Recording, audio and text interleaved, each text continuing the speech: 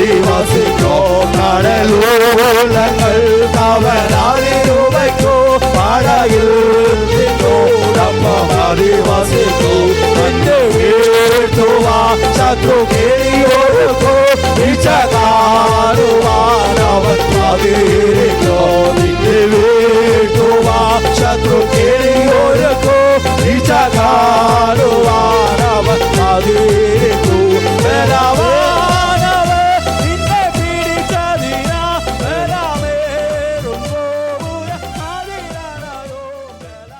ദൈവത്തെ, നമ്മുടെ സൃഷ്ടിതാവായ ദൈവത്തെ ഇന്ന് മകൻ നന്ദിയുള്ള ഹൃദയത്തോടെ സ്തോത്രം ചെയ്തേ.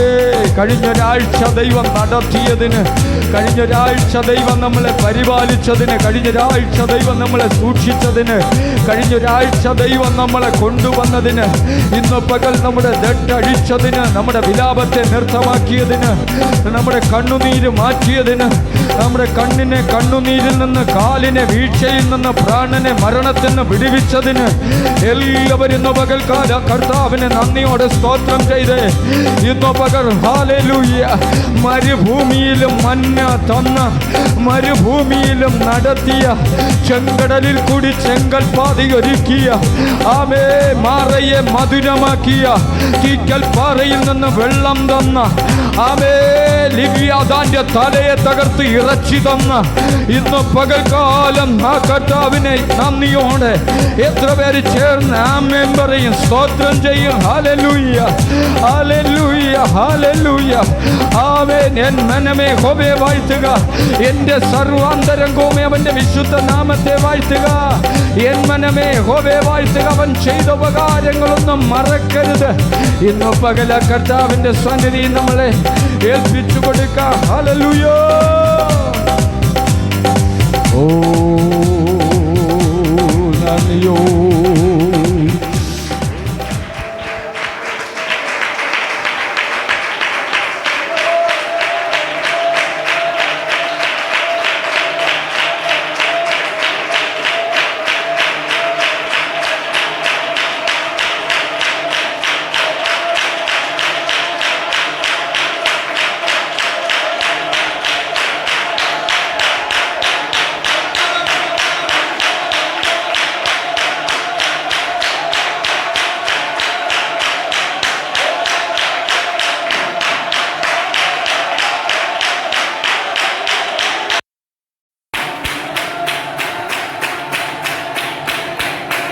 ഹല്ലേലൂയ. കർത്താവിൻ്റെ ധന്യ തിരുനാമം ഈ പകൽവേളയിലും വീണ്ടും വാഴ്ത്തപ്പെടുമാറാകട്ടെ. വീണ്ടും ഒരു പ്രാവശ്യം കൂടെ ദൈവപാദപീഠത്തിൽ ദൈവസന്നിധിയിൽ ദൈവത്തെ ആരാധിക്കുവാനും കർത്താവിനെ മഹത്വപ്പെടുത്തുവാനും സർവകൃപാലുവായ ദൈവം നമുക്കൊരുക്കി തന്ന നല്ല സാവകാശങ്ങളെ ഓർത്ത് ഞാൻ കർത്താവിനെ സ്തുതിക്കുന്നു, വാഴ്ത്തുന്നു. സംഭവങ്ങളെ കൊണ്ട് നിറഞ്ഞതായ ഒരു ആഴ്ച നമ്മളെ വിട്ട് കടന്നുപോയി. കർത്താവിൻ്റെ വലിയ കൃപയാൽ ദൈവം നമ്മളെല്ലാം സൂക്ഷിച്ചു. Price the Lord. ഒരാഴ്ച കൂടെ നിങ്ങളെ ശുശ്രൂഷിക്കുവാൻ ഒരവസരവും കൂടി എനിക്കും ഒരുക്കപ്പെട്ടതോർത്ത് ഞാൻ കർത്താവിനെ സ്തുതിക്കുന്നു. നിങ്ങളെ മുഖാമുഖമായി കാണുവാൻ ഒന്നുകൂടെ കഴിഞ്ഞതിൽ സന്തോഷിക്കുന്നു.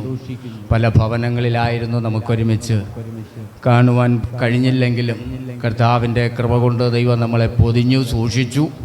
Price the lord. അവിടെ എല്ലാം ദൈവം നമ്മളെ പരിപാലിച്ചു. ഇന്ന് പകൽ കർത്താവിനെ സ്തുതിപ്പാനും മഹത്വപ്പെടുത്തുവാനും ദൈവം നമ്മളെ സഹായിച്ച കൃപകളെ ഓർത്ത് സ്തോത്രം ചെയ്തു. ഹല്ലേലൂയ. ദൈവസന്നിധിയിൽ സന്തോഷത്തിൻ്റെ പരിപൂർണതയുണ്ട്. ഒരിക്കൽ ഒരു പട്ടാള ക്യാമ്പിൽ ഒരു യുവ പട്ടാളക്കാരൻ ഭയങ്കരമായ മുറിവേൽക്കപ്പെട്ട് മരണാസന്ന നിലയിൽ മരണത്തോട് മല്ലടിച്ച് കിടക്കുക. പട്ടാളക്കാരനാകുമ്പോൾ നല്ല ട്രീറ്റ്മെൻറ്റ് കിട്ടും. അവിടുത്തെ ഏറ്റവും നല്ല സൂപ്പർ സ്പെഷ്യാലിറ്റി ഹോസ്പിറ്റല് അഡ്മിറ്റാക്കി ചില ദിവസങ്ങളായി ആ മുറിവിൻ്റെ ആഴം നിമിത്തം ബോധരഹിതനായി, ബോധമില്ലാതെയായി. അങ്ങനെ ICUവിൽ അഡ്മിറ്റായി കിടക്കുകയാണ്. ഒരു ദിവസമായി, 2 ദിവസമായി, 3 ദിവസമായി, ഒരാഴ്ചയായി ബോധം വരുന്നില്ല. ആരെയും അറിയത്തില്ല. ഉള്ളൽപ്പം ബോധത്തിൽ കിടക്കുക. ഈ സംഭവം അവൻ്റെ അമ്മയെ അറിയിച്ചു. അമ്മയ്ക്ക് ഏകജാതനാണ് ഇവൻ. കല്യാണം കഴിച്ചിട്ടില്ല, കുഞ്ഞുങ്ങളില്ല, സഹോദരങ്ങൾ ആരുമില്ല. അമ്മയ്ക്ക് മകനും മകൻ അമ്മയും. അങ്ങനെ അമ്മയെ അറിയിച്ചപ്പോൾ അമ്മയുടെ പ്രതീക്ഷ ഈ മകനാണ്. മകൻ്റെ എല്ലാം അമ്മയാണ്. എന്നും അമ്മയുമായിട്ട് സംസാരിക്കും. ഈ രോഗവാർത്ത സ്വന്തം അമ്മയെ അറിയിച്ചു. അമ്മ മകനെ തേടി ആ ഹോസ്പിറ്റലിലേക്ക് പോയി. ഒരു നിലവിളിയോടുകൂടെയാണ് ഈ അമ്മ ആ ഹോസ്പിറ്റലിൻ്റെ ഫ്രണ്ടിലെത്തി. അവിടുത്തെ ഡോക്ടർ പറഞ്ഞു, നിങ്ങൾ സൈലൻ്റ് ആകണം, ഇങ്ങനെ കിടന്ന് അലറി വിളിക്കരുത്, മോനെ കാണാൻ പറ്റത്തില്ല. അമ്മയ്ക്ക് ഭയങ്കര വാശി, നിർബന്ധം, എനിക്ക് എൻ്റെ മോനെ കാണണം. ആ നിർബന്ധ ഹേതുവായി ഡോക്ടർ മോനെ കാണുവാനുള്ള ഒരു അനുമതി കൊടുത്തു. പക്ഷേ അവിടെ മകൻ്റെ ശരീരത്ത് തൊടാൻ പാടില്ല, ദൂരെ നിന്ന് കാണണം. ആ പെർമിഷൻ കിട്ടിയതിൻ്റെ അടിസ്ഥാനത്തിൽ അമ്മ മകൻ്റെ അടുക്കേക്ക് ഓടിപ്പോയി. കുറച്ച് ഒരു 10 മിനിറ്റ് മാറി നിന്ന് മകനെ കണ്ട് കണ്ണുനീരൊഴുക്കി. അവസാനം ഡോക്ടറിൻ്റെതായ നിർദ്ദേശങ്ങളും ഒക്കെ അവഗണിച്ചുകൊണ്ട് ആ മകൻ്റെ അരികിലേക്ക് അമ്മ ഓടി. നിറകണ്ണുകളോടെ, തകർന്ന ഹൃദയത്തോടെ, എല്ലാം തകർന്നവളായി ആ മകൻ്റെ അരികിൽ നിന്നുകൊണ്ട് അവസാനം ആ മകൻ്റെ നെറ്റിത്തടങ്ങളിലേക്കൊന്ന് തടവി. ഏതൊരമ്മയാ ചെയ്യാത്തത്? ഒരേ ഒരു മകനേ ഉള്ളൂ, മരണാസന്ന നിലയിൽ കിടക്കുകയാ, മരണത്തെ മുഖാമുഖമായി കണ്ടു കിടക്കുകയാ. ആ മകൻ്റെ നെറ്റിത്തടങ്ങളിലേക്കൊന്ന് തലോടിയപ്പോൾ ആ മകനുള്ളിൽ ഓർമ്മയുണ്ടായി. ദിവസങ്ങളായി ഓർമ്മയില്ലാതെ കിടന്ന ആ യുവ പട്ടാളക്കാരൻ അവൻ്റെ ഉള്ളോർമ്മ കൊണ്ട് വാ തുറന്ന് സംസാരിച്ചു. അമ്മ ഇങ്ങു വന്നോ? ഇതമ്മയുടെ കരമാണല്ലോ. കണ്ടോ, ആ കരത്തിൻ്റെ സ്പർശനം ആ ശരീരത്തിലേറ്റപ്പോ അവന് മനസ്സിലായി, ഇതിവിടുത്തെ ഡോക്ടറെ കരമല്ല, ഇവിടുത്തെ നേഴ്സുമാരെ കരമല്ല, എൻ്റെ സ്നേഹിതരുടെ കരമല്ല, ഇത് എൻ്റെ ഓർമ്മ വച്ച നാൾ മുതൽ എന്നെ തലോടുന്ന ഒരു കരമാണ്. എൻ്റെ ഓർമ്മ വെച്ച നാൾ മുതൽ എന്നെ സാന്ത്വനിപ്പിക്കുന്ന കരമാണ്. എൻ്റെ ഓർമ്മ വെച്ച നാൾ മുതൽ എന്നെ സമാധാനിപ്പിക്കുന്ന കരമാണ്. അതേ പ്രിയരെ, കഷ്ടതയുടെ നടുവിൽ നീ കിടക്കുമ്പോൾ, പ്രതികൂലത്തിൻ്റെ അടിത്തട്ടിലേക്ക് നീ പോകുമ്പോൾ, മരണത്തോട് മല്ലടിച്ച് കിടക്കുമ്പോൾ, ഒരു പക്ഷേ ആരുടെയും വാക്കുകൾ നിന്നെ ആശ്വസിപ്പിച്ചെന്ന് വരത്തില്ല, ആരുടെയും കരം നിന്നെ സമാധാനിപ്പിച്ചെന്ന് വരത്തില്ല. പക്ഷെ നീ അറിയാത്ത സ്വർഗത്തിലെ കരം നിന്റെ അരികിലേക്ക് ഇറങ്ങി വന്ന് നിന്റെ തലമേൽ തലോടുമ്പോൾ, ആ കരത്തിൻ്റെ സാന്ത്വനം നിന്നെ പുതുജീവനിലേക്ക്, നിന്നെ ഒരു പുതിയ വഴിത്തിരിവിലേക്ക്, നിന്നെ പുതിയൊരു ജീവനിലേക്ക്, നിന്നെ നിത്യതയിലേക്ക് നടത്തുവാൻ ഈ ദൈവത്തിൻ്റെ കരത്തിന് കഴിയും. അതിൻ്റെ 5-ാം വാക്യം ഒന്ന് വായിച്ച്. 5-ാം വാക്യം.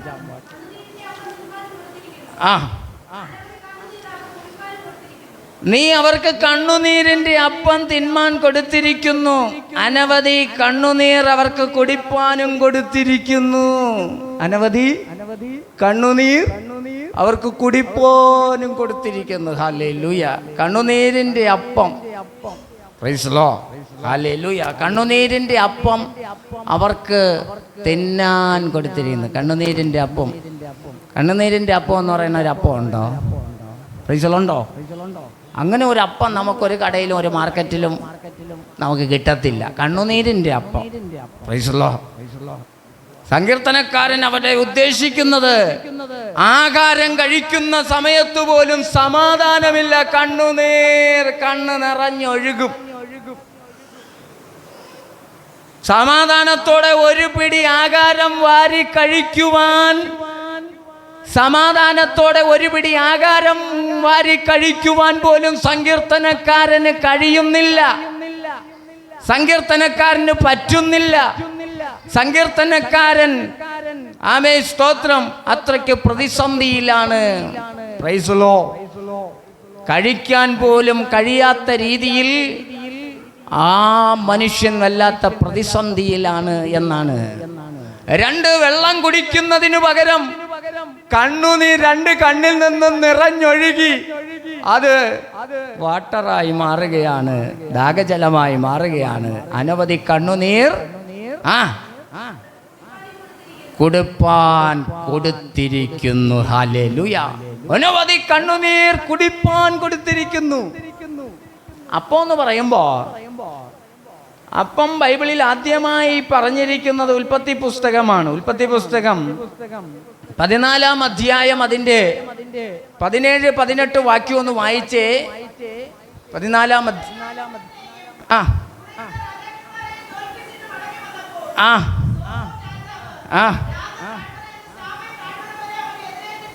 ഹല്ലേലൂയ.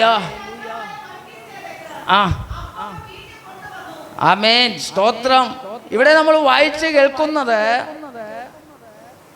ശാലേം രാജാവായ മൽക്കിസദേക്ക് ഒന്ന്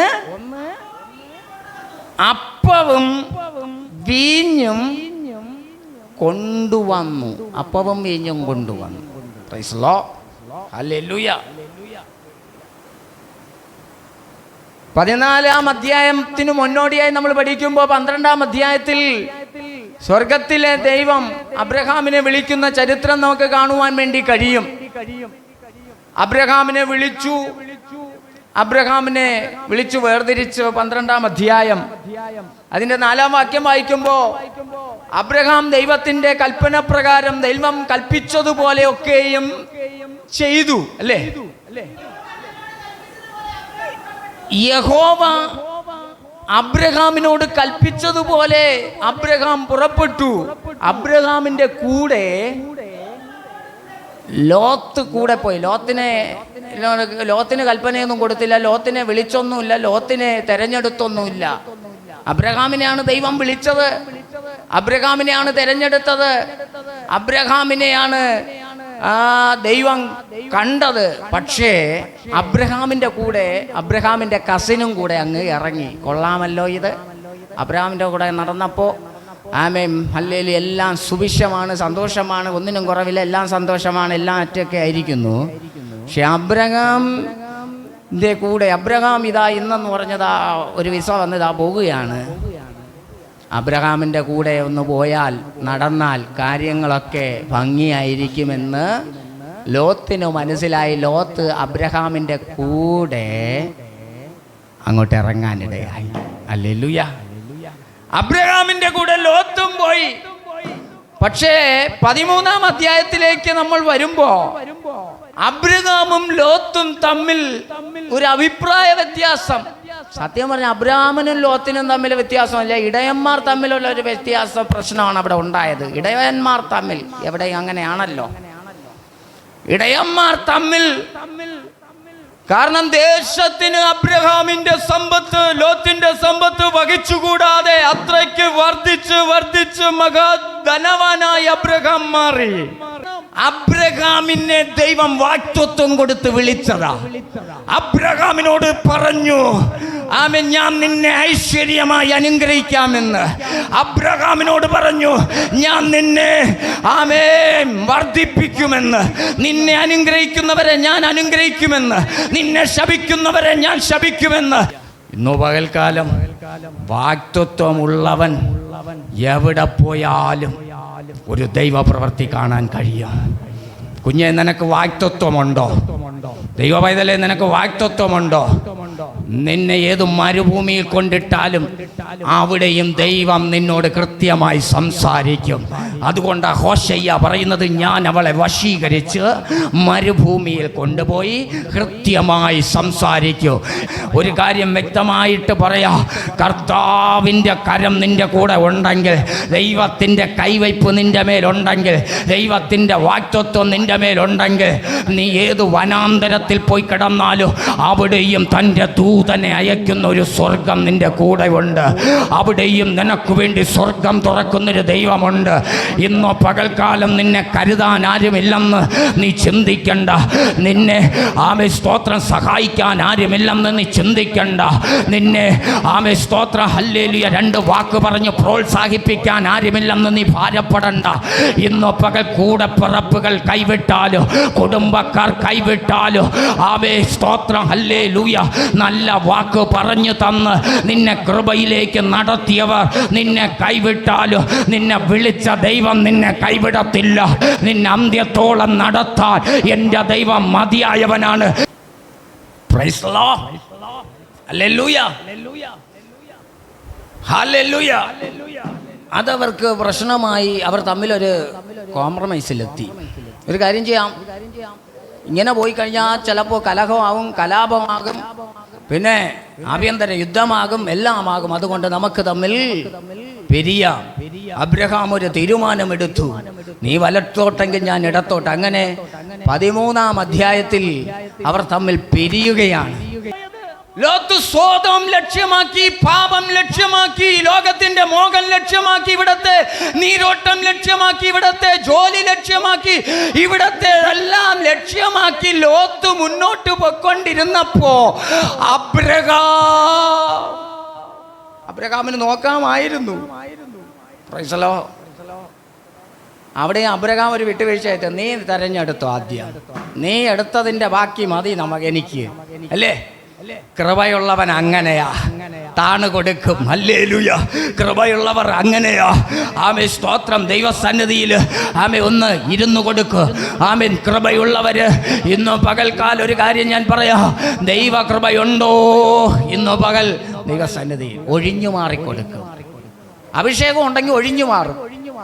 അഭിഷേകം നഷ്ടപ്പെട്ടെങ്കിൽ കുന്തവും കൊണ്ട് നടക്കും. എവിടെ ഇട്ട് കുത്താം, എങ്ങനെ കുത്താം, എവിടെ ഇട്ട് ചവിട്ടാം. അഭിഷേകം നഷ്ടപ്പെട്ടവന്റെ ലക്ഷണമാണ് കുന്തവും കൊണ്ട് നടക്കുന്നത്, കുത്താൻ നടക്കുന്നത്, കൊല്ലാൻ നടക്കുന്നത്, വെട്ടാൻ നടക്കുന്നത്. എന്ന അഭിഷേകമുള്ളവന്റെ ലക്ഷണം ആമേ സ്തോത്രം തടുക്കുകയല്ല, ഒഴിഞ്ഞു മാറും. ആമേ അവിടെ നിന്ന് ഒഴിഞ്ഞു മാറും, ഇവിടെ നിന്ന് ഒഴിഞ്ഞു മാറും. ഇന്ന് പകൽക്കാലം ആമേ ചിലയിടത്തു നിന്നൊക്കെ ദൈവസഭ ഒഴിഞ്ഞു മാറണോ, ചിലയിടത്തു നിന്നൊക്കെ ദൈവ പൈതൽ നീ ഒഴിഞ്ഞു മാറണോ. അവനോട് ആമേ മറുപടി പറയാൻ നിൽക്കരുത്, അതിനോട് പ്രതികരിക്കാൻ നിൽക്കരുത്, അതിനെതിരായി പറയാൻ നിൽക്കരുത്, അതിനെതിരായി സംസാരിക്കാൻ നിൽക്കരുത്. ഇന്ന് പകൽക്കാലം ആമേ കുന്തവുമായി കൊത്താൻ വരുമ്പോ, വെട്ടുകത്തിയുമായി വെട്ടാൻ വരുമ്പോ, വായ് കൊണ്ട് ആമേ കൊല്ലാൻ വരുമ്പോ, ഇന്ന് പകൽ അഭിഷേകം പ്രാപിച്ച ദൈവമക്കൾ, കൃപ പ്രാപിച്ച ദൈവമക്കൾ, ദൈവിക വിടുതൽ പ്രാപിച്ച ദൈവമക്കൾ ഒരു കാര്യം മനസ്സിലാക്കണോ, ഒഴിഞ്ഞു മാറണോ. അത് ചിലപ്പോൾ നിന്റെ ബലഹീനതയെന്ന് പറഞ്ഞ് ലോകം പരിഹസിക്കും. അത് നിന്റെ ബലഹീനതയെന്ന് പറഞ്ഞ് നിന്നെ കൊച്ചാക്കും. കുഴപ്പമില്ല, നാളകളിൽ നീ ഒഴിഞ്ഞു മാറിയതിന്റെ വിടുതല് നീയും നിന്റെ തലമുറയും അനുഭവിക്കൂ.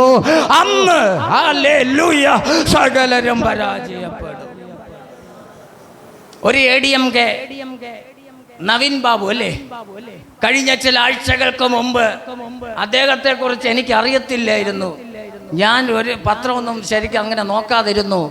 എങ്ങനെയോ ശ്രദ്ധയിൽപ്പെട്ട് ഞാൻ ആ പുള്ളിയെക്കുറിച്ച് പഠിച്ചപ്പോൾ, പുള്ളിയെപ്പോലെ ഒരു തങ്കപ്പെട്ട മനുഷ്യൻ, പുള്ളിയെപ്പോലെ ഒരു സിൻസിയർ, പുള്ളിയെപ്പോലെ ഒരു സത്യസന്ധതൻ, ആ പുള്ളി ജോലി ചെയ്ത സ്ഥലങ്ങളില്ല. കൈക്കൂലി വാങ്ങത്തില്ല, ശമ്പളം മാത്രം മതി, കിമ്പളം വേണ്ട.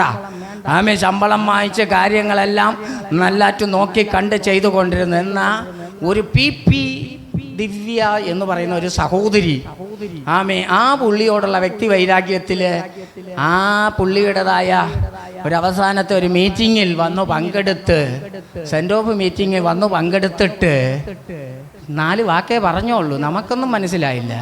പക്ഷേ 1000 സർപ്പത്തിൻ്റെ വിഷം എന്തോ ഉണ്ടായിരുന്നു, അവളുടെ നാക്കിലുണ്ടായിരുന്നു.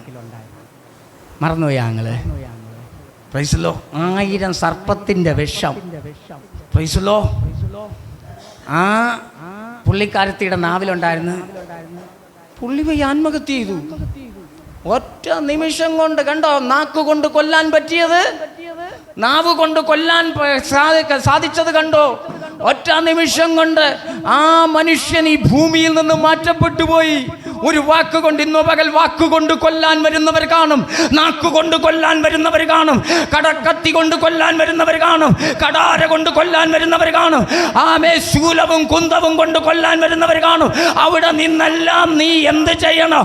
അവരെക്കാളും ഭംഗിയോടെ സംസാരിക്കാൻ അറിയാമെങ്കിലും നിന്റെ കയ്യിലാണ് കാര്യത്തിന്റെ കിടപ്പ് വശമെങ്കിലും ഇന്നു പകൽ ഞാൻ പറയുന്നു, ഒഴിഞ്ഞു മാറ്, ഒഴിഞ്ഞു മാറ്.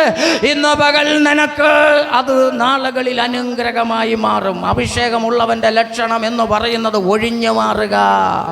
അഭിഷേകം നഷ്ടപ്പെട്ടവന്റെ ലക്ഷണം എന്ന് പറയുന്നത് കുന്തവും കൊണ്ട് നടക്കുക, കുത്തുക, കൊല്ലുക, വാക്കുകൊണ്ട് നാക്കുകൊണ്ട് ആമെ കൊന്നുകൊണ്ടിരിക്കുക.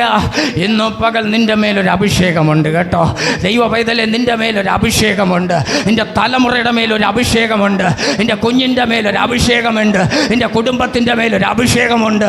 ഇന്നു പകൽ അത് തിരിച്ചറിയാതെ പോയാൽ നമ്മൾ പരാജയപ്പെടും.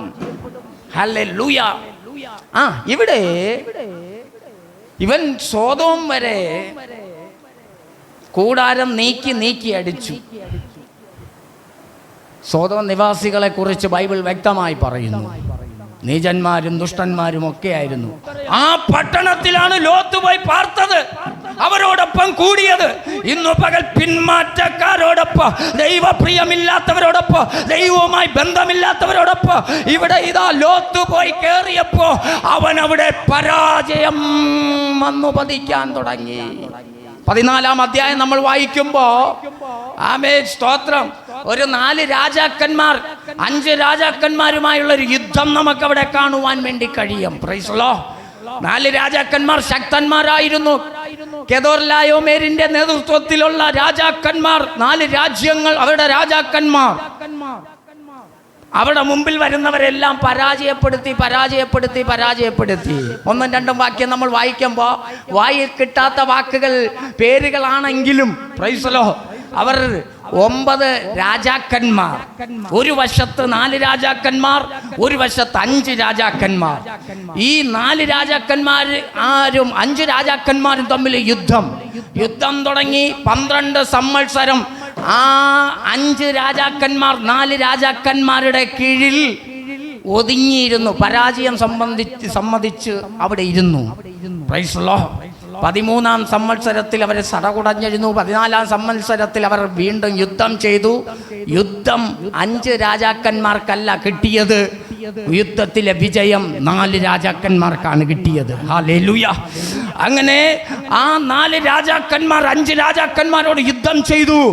ആ ലോത്തിന്റെ പട്ടണത്തിലെ രാജാവ്, സോദോമിലെയും ഗോമോറയിലെയും രാജാക്കന്മാർ ഓടി രക്ഷപ്പെട്ടു, എല്ലാം പോയി. ഈ കെദോർലായോമേരിന്റെ കൂടെ ഉള്ളവര് ഇവരെ എല്ലാം പരാജയപ്പെടുത്തി. അവരുടെ സമ്പത്തുകളും അവരുടെ സൗഭാഗ്യങ്ങളും അവർ നേടിയതെല്ലാം പിടിച്ചെടുത്തു. അതിൻ്റെ കൂട്ടത്തിൽ പ്രൈസ് ദി ലോർഡ്, ഹല്ലേലൂയ. വായിച്ചേ 14-ാം വാക്യം ഒന്ന് വായിച്ചേ. 14-ന്റെ 14. തന്റെ സഹോദരനായ ലോത്തിനെയും അതിന്റെ കൂട്ടത്ത് ബദ്ധനാക്കി. Praise the lord. അവന് വീട്ടിൽ ഉള്ള സകലതും കൈക്കലാക്കി. അവൻ സമ്പാദിച്ച സമ്പാദ്യങ്ങൾ, അവൻ കഷ്ടപ്പെട്ട സമ്പാദ്യങ്ങളെല്ലാം ഈ 4 രാജാക്കന്മാര് കൈക്കലാക്കി കൊണ്ടുപോയി. നമ്മുടെ ജീവിതത്തിൽ ഒരു പ്രതികൂലം വരുമ്പോ, പ്രശ്നം വരുമ്പോ, തകർച്ച വരുമ്പോ നീ ദൈവസന്നിധി മുട്ടുമടക്ക്. അഭിഷക്തന്മാരായ ദൈവദാസനോട് കാര്യം പറ.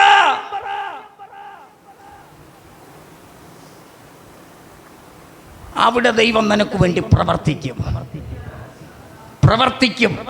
ഉറപ്പ പ്രവർത്തിക്കും. ഇന്നു പകൽക്കാലം ആമേൻ കാട്ടുതീ പോലെ പ്രതികൂലം ആഞ്ഞടിച്ചിട്ടും നിന്നിടത്തുള്ള മണ്ണുകൾ വെട്ടിമാറ്റിയിട്ടും ഇന്നു പകലും ദൈവസന്നിധിയിൽ പുൽപ്പറ്റിൽ നിന്ന് പറയാം, നാം തമ്പുരാന്റെ മുമ്പിൽ മാത്രമാണ് ദൈവസന്നിധി കരഞ്ഞത്. അതുകൊണ്ടാണ് ഇന്നു പകലും ശുശ്രൂഷയിൽ നിലനിൽക്കുന്നത് കേട്ടോ. ദുഷ്ടൻ പലവട്ടം വെട്ടാൻ നോക്കിയതാ. കഴിഞ്ഞ 24 വർഷം കൊണ്ട് ശുശ്രൂഷയിൽ പല മേഖലകളിൽ പ്രതികൂലങ്ങൾ വന്നു, പ്രയാസങ്ങൾ വന്നു, കുടുംബജീവിതത്തിൽ വിഷയങ്ങൾ വന്നു. ഒരുമിച്ച് പാർക്കാൻ അനുവദിക്കത്തില്ലെന്ന് വെല്ലുവിളിച്ചു. എൻ്റെ കുഞ്ഞുങ്ങളുടെ ഭാവി തകർത്ത് കളയുമെന്ന് വെല്ലുവിളിച്ചു. ഇതിനകത്ത് വന്ന് ഇവിടെ ശുശ്രൂഷ തുടങ്ങിയ പല പ്രാവശ്യവും പലപ്പോഴും എൻ്റെ കുടുംബജീവിതത്തിനെതിരായി, എൻ്റെ പ്രാണനെതിരായി, എൻ്റെ കുഞ്ഞുങ്ങളുടെ പ്രാണനെതിരായി, എൻ്റെ പ്രിയപ്പെട്ടവരുടെ പ്രാണനെതിരായി ഞങ്ങൾ ഒരുമിച്ച് പാർക്കാതെ വണ്ണം, ഞങ്ങളുടെ കുഞ്ഞുങ്ങൾ ഒരുമിച്ച് പാർക്കാതെ വണ്ണം നിങ്ങളെ ആരെയും അറിയിച്ചില്ലെന്നേ ഉള്ളൂ. ആമേൻ. വലിയ പ്രതികൂലങ്ങൾ, പ്രയാസങ്ങൾ ഞങ്ങൾക്ക് നേർക്ക് ആഞ്ഞടിച്ചു. പലരും ഞങ്ങൾക്ക് എതിരായി കുടുംബജീവിതത്തിനെതിരായി വെല്ലുവിളികളുമായി വന്നു. പക്ഷെ അവിടെയെല്ലാം തമ്പുരാന്റെ കൃപ ഒന്നു മാത്രമാണ് ഇന്നു പകൽ നിലനിൽക്കുന്നത്.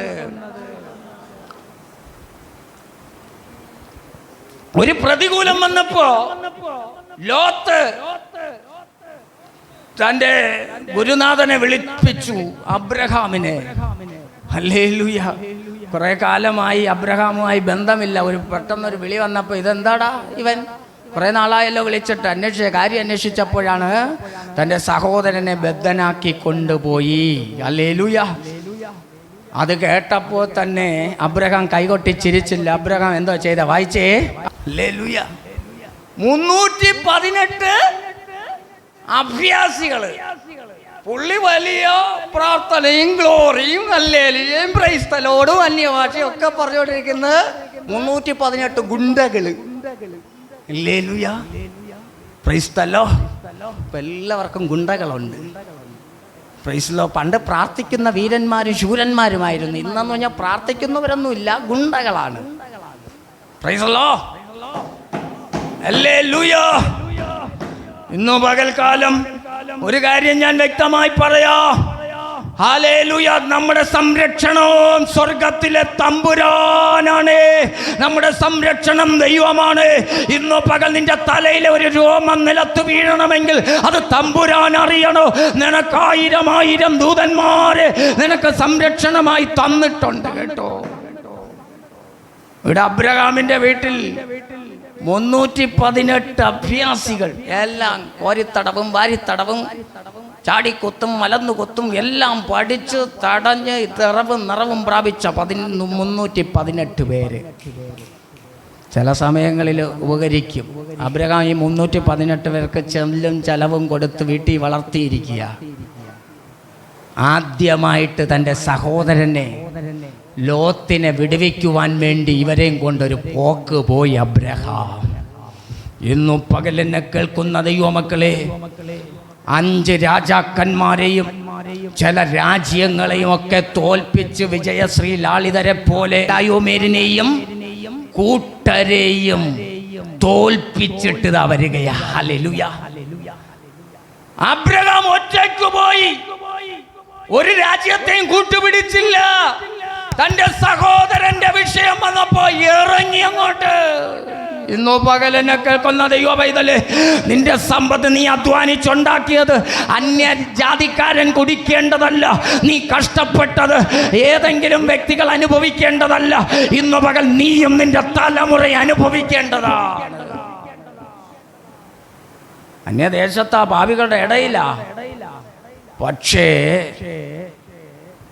വീണ്ടെടുക്കപ്പെട്ടവൻ, വിളിക്കപ്പെട്ടവൻ, ദൈവത്താൽ തിരഞ്ഞെടുക്കപ്പെട്ടവൻ, ആരാധന എന്തെന്നറിഞ്ഞവൻ, പ്രാർത്ഥിച്ചവൻ ഒരു സുപ്രഭാതത്തിൽ പിടിക്കപ്പെട്ടു. പ്രതികൂലത്തിലായപ്പോ അടുത്തവൻ, ഇന്നു പകൽ ഒരാൾ പ്രതികൂലത്തിലാകുമ്പോൾ കൈകൊട്ടി ചിരിക്കല്ലേ. ഹല്ലേലൂയ. പ്രാർത്ഥിക്കാൻ എത്ര പേർക്ക് കഴിയും? കൂടെ വീട്ടിൻ്റെ അകത്തുള്ളവർക്ക് ഒരു പ്രതികൂലം വരുമ്പോൾ അല്ലെങ്കിൽ അവൻ്റെ കയ്യിലിരിപ്പ് കൊണ്ടാണ്, അവൻ്റെ നഗളം കൊണ്ടാണ്, അഹങ്കാരം കൊണ്ടെന്ന് പറയരുത്. ചിലപ്പോൾ ഒന്ന് പറഞ്ഞു കൊടുക്കണം. Price the lord. Hallelujah. Abraham അല്ലെങ്കിൽ അവനോട് അന്നേ ഞാൻ പറഞ്ഞ് അങ്ങോട്ട് പോവില്ല. അവിടെ ദുഷ്ടന്മാരും പാപികളും വ്യഭിചാരികളും ജീവിക്കുന്ന അവരുമായിട്ട് ബന്ധം കൂടല്ല്. ഇന്നു പകൽ നിൻ്റെ വീട്ടിൽ ആമേൻ പാപികളെ വിളിച്ചിരുത്തി, ആമേൻ നിൻ്റെ വീട്ടിൽ ഹല്ലേലൂയ പിന്മാറ്റക്കാരെ വിളിച്ചിരുത്തി, നിൻ്റെ വീട്ടിൽ ദൈവവുമായി ബന്ധമില്ലാത്തവരെ വിളിച്ചിരുത്തി ഇന്നു പകൽ കൂടുതൽ ബന്ധം സ്ഥാപിക്കുമ്പോൾ ഒരു കാര്യം, പിശാച് നിന്നെ തകർക്കാൻ ലക്ഷ്യമിടുകയാണ്. ഇന്നു പകൽ പ്രശ്നം എല്ലാവർക്കും ഉണ്ട് കേട്ടോ. കേട്ടോ. പക്ഷെ പ്രശ്നത്തിൻ്റെ നടുവിൽ ഇന്ന് പകൽക്കാലം ഹല്ലേലൂയാ, മുട്ടുമടക്കാൻ എത്ര പേർക്ക് കഴിയോ? മുട്ടുമടക്കാൻ എത്ര പേർക്ക് കഴിയോ? പ്രതികൂലം വരുമ്പോൾ, പ്രശ്നം വരുമ്പോൾ, കഷ്ടത വരുമ്പോൾ, കണ്ണുനീര് വരുമ്പോൾ മുട്ടുമടക്കാൻ എത്ര പേർക്ക് കഴിയും? തോൽപ്പിച്ചു വന്നപ്പോൾ മൈൻഡ് ചെയ്യാൻ ആരുമില്ല.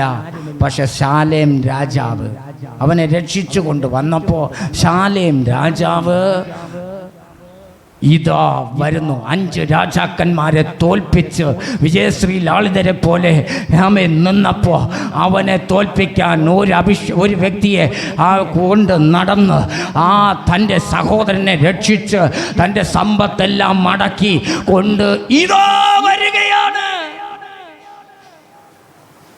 തോറ്റുകിടക്കുന്നവനെ ഇവിടെ ആരും കൈ കൊടുത്ത് ഉയർത്തത്തില്ല. ഇന്ന് പകൽ നീ തോറ്റുകൊണ്ടിരുന്നാൽ നിന്നെ ആർക്കും വേണ്ട.